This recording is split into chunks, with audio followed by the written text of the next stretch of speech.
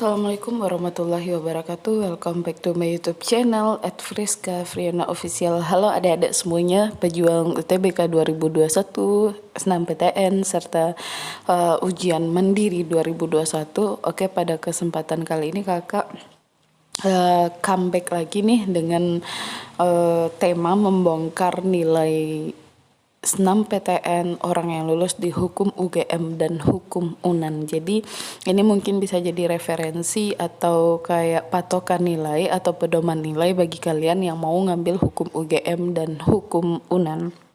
Oke, sebelum kita masuk ke pembahasan atau pembongkaran nilai orang yang lulus di hukum UGM dan hukum UNAN, kakak mau minta tolong jangan lupa like, komen, dan subscribe channel YouTube ini agar channel YouTube ini dapat terus berkembang dan membantu adik-adik dalam pembahasan soal terbaru UTBK 2020, soal-soal ujian mandiri, serta soal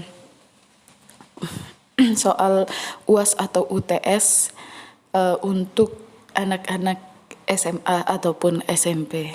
Oke, jangan lupa juga dibunyikan lonceng notifikasinya supaya kalian mendapatkan pemberitahuan terbaru dari videonya kakak. Oke, baik, kita masuk kepada pembongkaran nilai orang-orang yang lulus di hukum UNAN. Jadi kakak mau bandingin nilai orang yang lulus di hukum UGM dan hukum UNAN. Ini sumber datanya valid, itu adalah kebetulan nilai siswa kakak sendiri yang tahun lalu lulus di SNMPTN untuk hukum UNAN dan hukum UGM. Jadi berikut ada pedoman nilainya yang nanti juga akan kakak tampilin. Jadi berapa sih nilai dan nilai apa saja sih yang harus diperhatikan untuk mengambil sebuah jurusan hukum. Jadi kalau kita nggak mau ngambil jurusan hukum, biasanya kita fokus kepada nilai PPKN tentunya yang sangat berhubungan dengan hukum ya. Lalu ada sosiologi dan matematika. Sekarang kita lihat nilai siswa A ya, siswa A yang lulus di hukum UNAN tahun 2020. Di sini dia mempunyai nilai PKN semester 1-nya kelas 10 itu 81 dengan KKM-nya 75. Jadi nilainya yang pertama PPKN-nya itu 81. Lalu yang kedua kita lihat nilai matematikanya di sini 82 dengan KKM 75, dan kita lihat sosiologinya di sini 78 dengan KKM 75. Berarti ada nilai 81, terus ada nilai 82 dan ada nilai 78 untuk di semester 1. Kita lihat di semester 2 kelas 10 itu nilai PKN-nya ya, nilai PKN-nya naik dari 81 ke 86. Lalu nilai matematikanya juga naik dari 82 ke 84. Dan yang terakhir kita lihat nilai sosiologinya juga naik dari 78 menjadi 81. Nah, jadi kalau bisa nilai rapor ini itu konsisten. Bisa juga sih naik turun, tapi lebih baik nilai rapor itu konsisten ataupun terus naik daripada turun. Nah, selanjutnya kita lihat di kelas 2 atau kelas 11 semester 1 ya. Kelas 11 semester 1 itu nilai PKN-nya yang menjadi incaran kita, yang menjadi tolak ukur nilai hukum itu ada 85. Berarti ini agak fluktuatif, turun 1. Terus ada matematikanya 86, ini naik ya dari 84. Lalu sosiologinya itu 85. Itu kalau sosiologi dia naik dari 81 ke 85 untuk nilai sosiologinya. Sekarang kita lihat semester 4 kelas 11 semester 2 itu nilai PKN-nya 88, ini naik 3 angka. Lalu ada matematikanya 87, ini juga naik 1 angka. Untuk sosiologinya 86, Jadi sosiologinya naik 1 angka. Jadi nilainya memang tidak naik signifikan tapi cukup konsisten. Nah, di sini kita lihat nilai puncaknya ya. Ini yang menjadi tolak ukur yang paling penting nih di dalam dalam 5 semester. Ini semester terakhir kelas 12 semester 1. Nilai PKN-nya naik lagi 1 angka, yaitu dari 88 ke 89. Nilai matematikanya naik lagi 2 angka menjadi 89, dan nilai sosiologinya di sini 93, jauh naiknya dari semester 4 itu 86. Jadi memang nilai beliau di sini, siswa kakak yang lulus di hukum UNAN ini, hanya satu yang agak fluktuatif, dan itu tampaknya tidak berpengaruh, tapi nilai dia dari kelas 10 itu naik dengan konsisten walaupun tidak terlalu naik dengan sempurna, tapi naik sedikit demi sedikit tapi pasti. Nah, itulah gambaran nilai siswa kakak yang lulus di hukum UNAN, di mana 3 nilai yang menjadi tolak ukur kita, yaitu nilai PKN, nilai matematika, dan nilai sosiologi. Jadi kalian bisa tuh melihat 3 tolak ukur nilai itu di rapor kalian kalau seandainya kalian berminat mengambil jurusan hukum di mana saja. Nah, kalau kalian masih ingin bertanya, silahkan komen ya, supaya kakak bisa nanti membantu kalian. Kalau misalnya kalian masih ada ragu-ragu atau bagaimanapun yang masih banyak ingin ditanyakan, bisa nggak siswa IPA untuk linjur ke Sosom, itu bisa. Kalian harus lihat dulu atau survei dulu kampus-kampus mana saja yang menerima siswa IPA linjur di dalam ilmu hukum. Apalagi kalau di hukum itu bisa, biasanya hukum UGM itu nerima siswa linjur salah satunya. Nah, sekarang kita lihat nilai siswa kakak yang lulus di hukum UNAN. Maksudnya hukum UGM ya. Siswa B itu siswa kakak tahun lalu lulus di SNMPTN lewat jalur nilai rapor ya, dan menembus hukum UGM.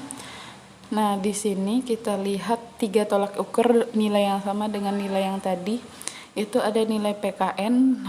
Beliau di sini langsung start dengan nilai yang cukup baik. Di sini ada nilai 93.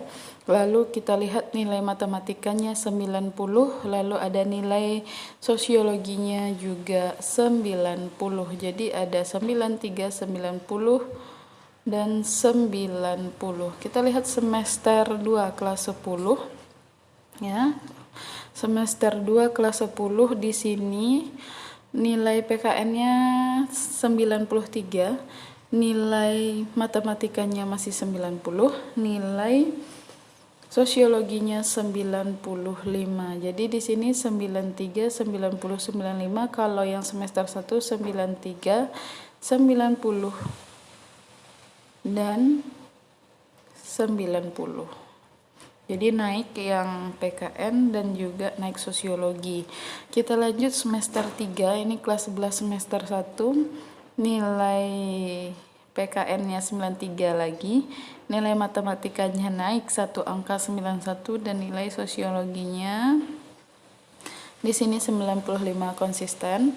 Kita lihat lagi semester 4 atau kelas 11 semester 2. Di sini nilai PKN-nya 95, nilai matematikanya 92, dan nilai sosiologinya 91. Ini kayaknya sosiologinya turun sedikit ya, tapi matematikanya naik 1 lagi, nilai PKN-nya naik. Ini tuh turun 4 kalau dari 95. Nah, ini nilai puncak ya, atau kelas 12 semester 1 ini menjadi nilai penentu atau juga semester terakhir ya. Di sini nilai PKN-nya 96 naik ya, lalu nilai matematikanya itu 95 naik, jauh naiknya. Lalu ada nilai sosiologinya naik lagi menjadi 95. Jadi di sini memang tidak pernah turun dari angka 90. Nah, jadi sama seperti yang hukum UNAN tadi yang kita lihat, masih matematika PPKN yang paling penting dan juga sosiologi. Nah, kadangkala ada sih beberapa universitas yang mempertimbangkan juga nilai sejarahnya. Nah, kalau kita lihat dari sini yang hukum UNAN itu, kalau untuk sejarah Indonesianya sendiri di kelas 12 itu ada 94, lalu di kelas 11 semester 2-nya nilai sejarahnya 86, lalu di semester 3 nilai sejarahnya itu 86 lagi, berarti konsisten di kelas 11, lalu kelas 10 semester 2-nya 83, dan nilai di semester 1-nya 81 untuk sejarah. Berarti ada 81, 83, 86, 86, serta yang terakhir itu fluktuatif naik drastis itu 94. Kalau kita bicara nilai sejarah anak yang berada di hukum UGM ini, nilai sejarahnya itu 91 untuk semester 1, 92 untuk semester 2, turun ya, jadi 87 di semester 3, naik lagi ke 92 di semester keempat, dan yang terakhir itu jauh naiknya itu 98 di semester 5. Ya, pesannya kakak untuk kalian yang ngambil jurusan hukum itu jangan bosan untuk belajar sejarah dengan baik, karena hukum dan sejarah juga berdampingan. Nah, sekian pembongkaran nilai siswa kakak yang lulus di hukum UNAN dan hukum UGM. Semoga bermanfaat. Jangan lupa perhatikan juga alumni kalian 2 tahun terakhir yang lulus. Itu juga penting supaya kampus bisa melihat track record alumni kalian dan mempertimbangkan juga berapa orang yang bisa mereka ambil. Semakin banyak alumni kalian semakin baik ya.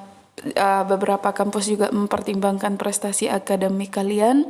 Nah, ini sih tidak baku, karena sebenarnya ukuran orang-orang yang diterima di SNMPTN itu hanya kampus tersebut sendirilah yang tahu. Tapi biasanya kalau kita lihat dari sejarah umum itu ada nilai rapor dulu, ada alumni, ada prestasi akademik, dan lain-lainnya yang harus diperhatikan. Berikut pedoman nilai yang kakak share. Jika ada salah kata kakak mohon maaf. Sekali lagi jangan lupa untuk like, comment, dan subscribe. Jangan lupa juga bunyikan lonceng notifikasinya. Kalau ada salah kata kakak mohon maaf. Kakak sudahi dengan Assalamualaikum warahmatullahi wabarakatuh. See you the next video. Kita tunggu pembongkaran nilai SNMPTN berikutnya. Assalamualaikum.